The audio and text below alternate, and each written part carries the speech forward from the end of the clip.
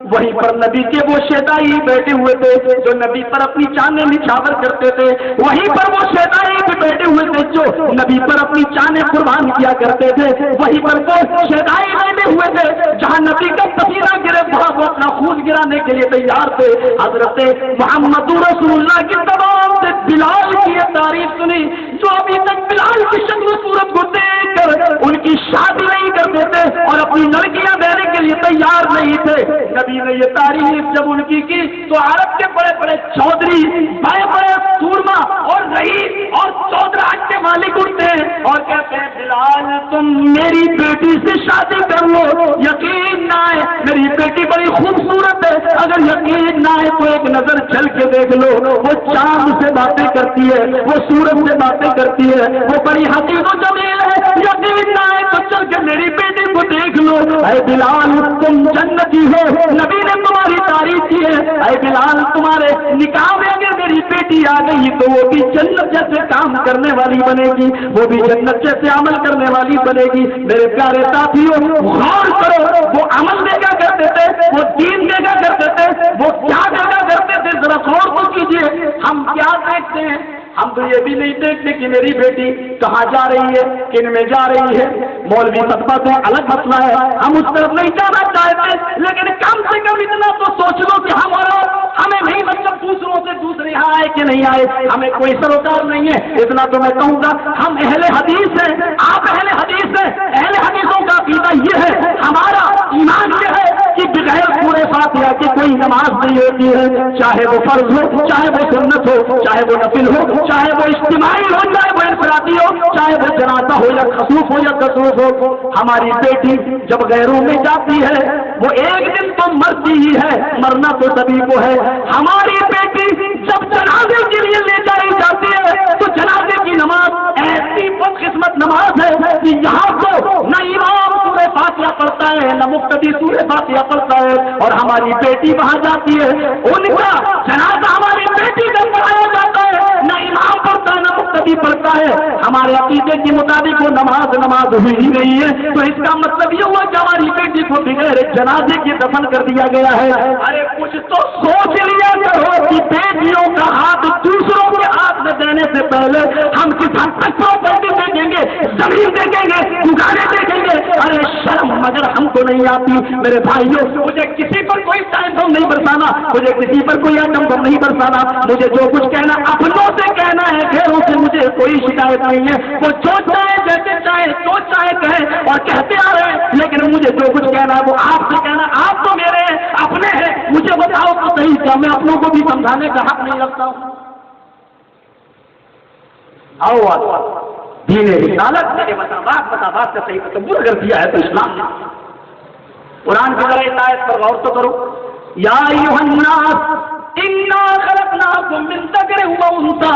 وجعلناکم شعوبا وقبائل لتعارفوا ان اکرمکم عند اللہ اتقاکم۔ ایک تو قرآن کی آیت کو دیکھیں،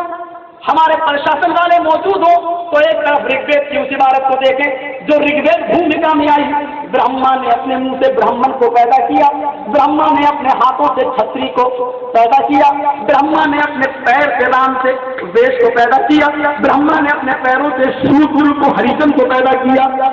منہ سے برہمن پیدا ہے، ہاتھوں سے چھتری، ران سے ویش اور پیروں سے شودر۔ لیکن اسلام کیا کہتا ہے؟ قرآن پڑھو،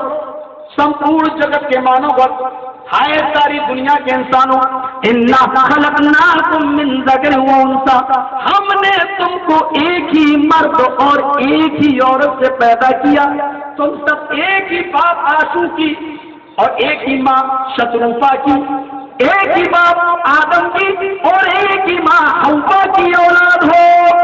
آدم کو ویدوں میں آشو اور حوا کو ویدوں میں شتروپا کہا گیا، تم سب ایک ہی باپ آدم کی، آشو کی اور ایک ہی ماتا، ایک ہی ماں شتروپا کی ہیووتی کی سنتان ہو۔ وجعلناکم شعوبا وقبائل، ہم نے تمہیں شعبوں میں، قبیلوں میں، برادریوں میں، برانچز میں بانٹ دیا ہے۔ کوئی انصاری ہے، کوئی خان ہے، کوئی قریشی ہے، لیکن کوئی کسی پر بڑا نہیں ہے۔ یہ شیڈیول کاسٹ کا ہے، یہ اپر کاسٹ کا ہے، یہ اونچی کاسٹ کا، یہ سب ہم نے بنایا ہے۔ ہماری راجنیتی کے کھلاڑیوں نے بنایا ہے، ہماری گورنمنٹ نے بنایا ہے۔ اسلام نے یہ ساری چیزیں نہیں بنائی ہیں۔ کس کو وظیفہ ملنا چاہیے، کس کی لڑکی کو کنیا دتیا دھن ملنا چاہیے، یہ سب ہم نے بنایا ہے، اسلام نے نہیں۔ اس کو اونچی کاسٹ میں، اس کو نیچی کاسٹ میں، سن لو، اسلام نے اونچی اور نیچی کو ہی کاسٹ نہیں بنائی۔ اسلام نے صاف کہا ہے ان اکرمکم عند اللہ اتقاکم، اللہ کی نظر میں سب سے بڑا وہ ہے جو اللہ سے سب سے زیادہ ڈرنے والا ہے، جو اللہ کا خوف سب سے زیادہ کھانے والا ہے۔ یہ تصور کیجیے۔ اور مجھے وہ واقعہ یاد ہے، وہ واقعہ یاد ہے جب ڈاکٹر جگجیون رام بنارس کے اندر ایک مندر میں گئے پوجا کرنے کے لیے، وہاں ایک مندر میں ایک ہریجن پوجا کر رہا تھا۔ جب وہ نکلا پوجا کر کے تو ڈاکٹر جگجیون رام نے کہا یہ مندر ناپاک ہو گیا، اپوتر ہو گیا، جب تک اس مندر کو گنگا کے پوتر جل سے دھلا نہیں جائے گا میں اس میں پوجا نہیں کروں گا، عبادت نہیں کروں گا۔ نہیں گئے اور اس کو بنارس کی گنگا کے پوتر جل سے اس مندر کو دھویا گیا۔ اس کے بعد میں ڈاکٹر جگجیون رام اندر گئے۔ میرے بھائیوں، یہ چھوٹ چھاٹ کی بیماری آج بھی ہے کہ آج اونچی کاسٹ کا آدمی نیچی کاسٹ والے کے ساتھ ایک تھالی میں نہیں کھا سکتا ہے، لیکن اسلام کے اس مزاج کو دیکھیے جس نے چھوٹ چھاٹ کو ختم کیا ہے اور کہا حی علی الصلاۃ، اذان کی آواز جب آئے تو سعودیہ کے بادشاہ کے لیے بھی یہی آزان کی آواز ہے اور بھیک مانگنے والے بھکاری کے لیے بھی یہی آواز ہے۔ مسجد کے اندر نماز کو آدمی پڑھنے جائے گا، چاہے وہ دلی کے امام بخاری ہو یا دلی کی سڑک پر بھیک مانگنے والا وہ بھکاری کیوں نہ ہو جو اللہ کے نام پہ بھیک مانگ رہا ہے، جس کا پیر کٹا ہوا ہے، حی علی الصلاۃ، یہ آزان کی آواز آتی ہے، لوگ مسجد کے اندر دوڑتے ہیں، مسجد کی طرف بھاگتے ہیں۔ یہی آزان کا وقت ہے، امیر کے لیے بھی، غریب کے لیے بھی، ایم ایل اے کے لیے بھی، ایم پی کے لیے بھی، وزیر اعلیٰ کے لیے بھی، وزیر اعظم کے لیے بھی، صدر مملکت کے لیے بھی یہی ایک آزان کا وقت ہے۔ یہ تو ہمارے ہندوستان کا حال ہے، کہیں آزان پونے 1 بجے ہوتی ہے، کہیں 1:30 بجے، کہیں 2 بجے۔ ہم نے سعودیہ میں دیکھا، ہم نے دبئی میں دیکھا، ایک ہی وقت آزان ہوتی ہے، جس کو پڑھنا ہو پڑے، دوسری آزان نہیں کی جاتی ہے پورے ملک کے اندر۔ ایک ہی آزان ایک ہی وقت میں ایک ہی ٹائم ہوتی ہے، ایک ہی امام نماز پڑھائے گا، اسی کے پیچھے تمہیں ایک نہیں پوری سعودیہ میں، پوری دبئی میں یہی مزاج ہے۔ انڈیا اور پاکستان کا مزاج الگ ہے، تمہاری آزان 1:30 بجے ہوگی، ہماری آزان 2:30 بجے ہوگی، یہ ہمارے یہاں کا مزاج ہے۔ لیکن اسلام نے اسی مزاج کو تو ختم کیا تھا اور اسلام نے یہ کہا حی علی الصلاۃ، آزان کی آواز آئے تو مسجد کی طرف بھاگو۔ امیر کی بھی یہی آزان، غریب کے لیے بھی یہی آزان، ساری کی ساری آزان کا یہی وقت ہے۔ پہنچ گئے، امیر بھی ہے غریب بھی ہے، غریب کے پاس علم زیادہ ہے، امیر کے پاس علم کی کمی ہے۔ غریب کو مصلی امامت پہ بڑھایا جائے گا، وہ نماز پڑھائے گا،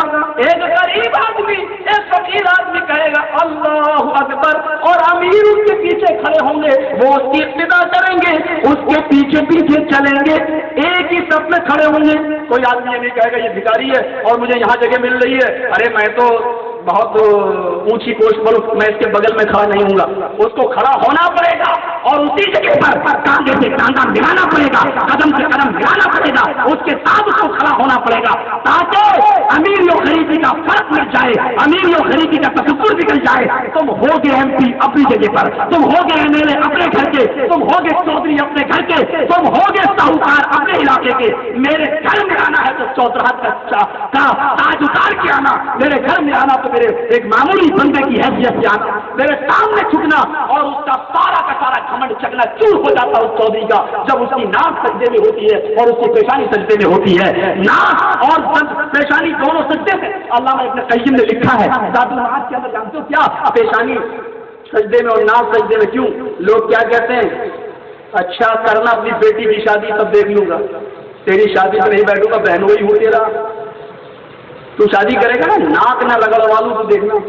میری چوکھٹ پہ تجھے ناک رگڑنا پڑے گی تب آؤں گا میں۔ تو ناک رگڑنے کا مطلب ذلیل کرنا ہوتا ہے۔